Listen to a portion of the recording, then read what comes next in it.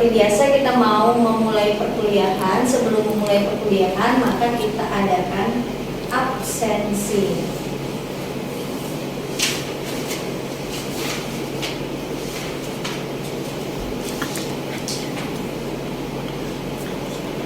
Anissa Dwi Fitrianti. Hadir Ustazah. Delima Lestari. Hadir Ustazah. Dia Salsabila. Hadir Ustazah. Alhamdulillah semuanya hadir.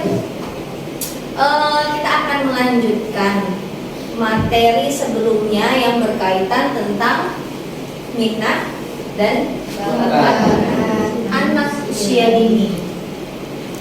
Sebelum kita memulai minat dan bakat anak usia dini, saya sampaikan tujuan pembelajaran dari materi ini. Yang pertama, memahami perbedaan minat dan bakat, sehingga kalian tahu sebenarnya minat dan bakat ini sama nggak sih? Apa sih perbedaan antara minat dan bakat anak? Kemudian mengenali tanda-tanda awal potensi anak, sehingga kita seorang guru sebelum mereka itu beranjak dewasa, maka harus kita kenali dulu sebenarnya apa sih tanda-tanda anak itu punya bakat yang ini. Jangan sampai akhirnya kita seorang guru dan orang tua memaksakan sesuatu yang memang tidak ia inginkan, tidak ia minati. Kemudian mendampingi anak melalui kegiatan yang sesuai. Apa itu minat? Apa itu bakat? Kalau minat adalah kegiatan yang disukai anak dan dilakukan secara antusias. Jadi minat ini adalah sebuah keinginan yang muncul dari seorang anak.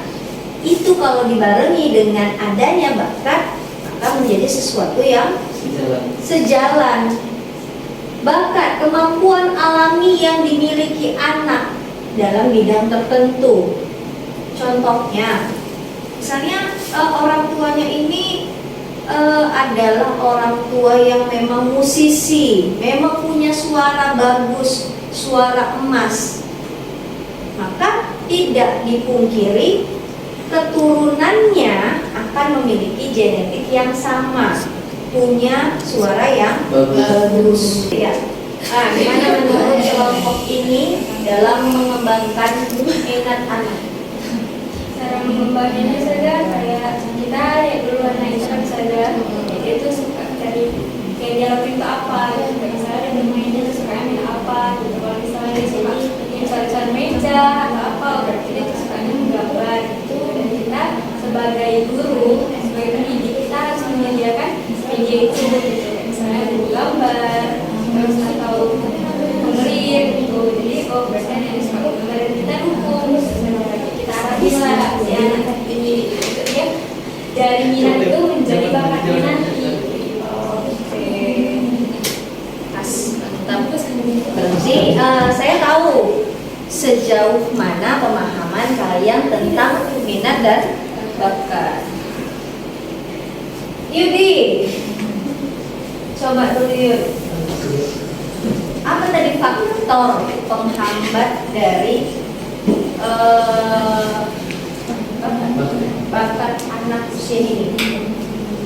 Faktor utama itu dari kurangnya dukungan dari orang tua saja. Kemudian apa lagi? Yang kedua itu ada kurangnya rasa percaya diri. Kenapa dukungan orang tua itu penting dalam mengasah bakat anak itu? Misalnya seorang anak itu saja dia suka dalam bermain musik, tapi seorang tua itu memilih kau harus melakukan yang lain, contohnya kayak musik atau apa. Tapi hal ini berbakat di bermusik. Nah, jadi karena si anak tadi mengikuti kemauan orang tua yang seharusnya dia berbakat bermain musik, bermain musik, tapi dipaksa melukis, jadinya bakat yang sesuai yang punya tadi jadi lama-lama terkikis saja. Jadinya bakat tadi menghilang secara perlahan karena orang tua juga tidak mendukung bakat anaknya saja. Yang lain? Sama. Ya, oke. Berarti kan di sini saya tahu sejauh mana pengetahuan dan pemahaman kalian terkait minat dan bakat anak. Lanjut kesimpulannya, Di sini saya kasih kesimpulan dari materi kita. Yang pertama itu setiap anak itu unik dan punya potensi. Tidak semua anak punya potensi yang sama. Itu yang harus dipahami guru.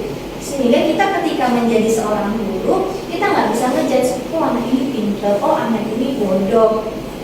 Karena memang mereka unik. Kalau anak yang hobi cakap-cakap, cerita-cerita, tapi di bagian nanti belajar menulisnya mungkin dia kurang, berarti memang minat dan bakat dia, atau memang dari segi perkembangan kognitifnya dia kurang, maka kita tidak bisa ngejudge seorang itu tidak punya minat ataupun bakat. Minat dan bakat harus dikenali dan dikembangkan sejak dini. Ini yang penting.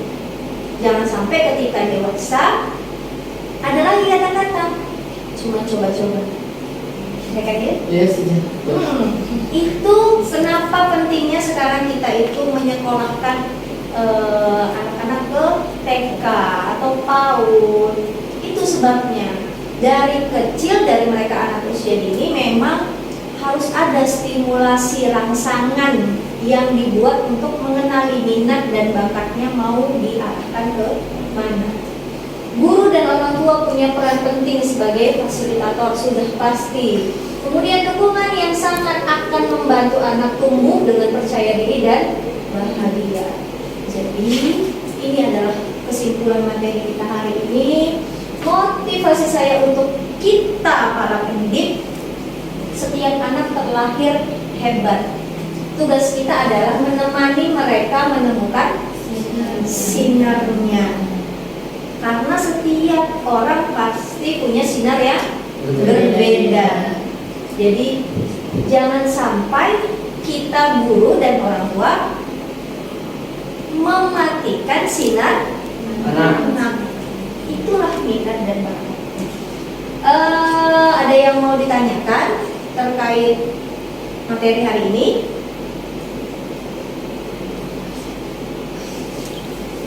Pas? Kalau kita paham, kita juga sudah memahami materi ini, maka pertemuan hari ini kita tutup dengan nafas alhamdulillah. Kita tutup dengan doa kafaratul majelis. Subhanallahumma wa bihamdika asyhadu an la ilaha illa anta astaghfiruka wa atubu ilaik. Sehat selalu, panjang umur, semoga kalian jadi orang-orang yang sukses, jadi pendidik-pendidik yang hebat, bermanfaat. Kita minggu depan ketemu lagi. Assalamualaikum warahmatullahi wabarakatuh. Waalaikumsalam warahmatullahi wabarakatuh.